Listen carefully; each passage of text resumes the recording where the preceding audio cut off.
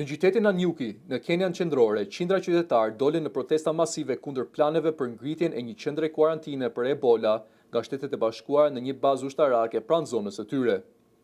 Protestuesit bllokuan rrugët kryesore, dogjën goma dhe marshuan nëpër qytet, duke paralizuar përkohësisht jetën normale në disa zona të Nanyukit.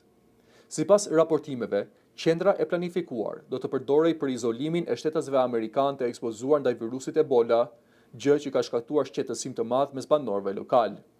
Situata erdhi menjëherë pas një vendimi të gjykatës së lartë, e cila urdhëroi pezullimin e përkohshëm të projektit pas një padije ligjore që ngrinte shqetësime serioze për rrezikun e mundshëm për shëndetin publik.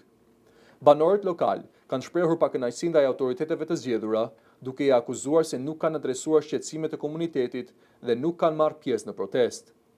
Forcat e sigurisë u vendosën në terren për të kontrolluar situatën, ndërsa ekipet e kryqit të kuq asistuan një person të plagosur gjatë përplasjeve. Qeveria kenjane ka mbrojtur projektin, duke deklaruar se ai do të ndihmojë në forcimin e kapaciteteve të vendit për menaxhimin e emergjencave shëndetësore.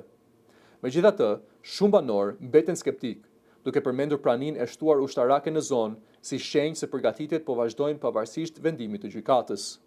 Në këtë klim tensioni, projekti është kthyer në një çështje të debatit të gjerë publik me sigurisë kombëtare dhe frikës së komunitetit lokal.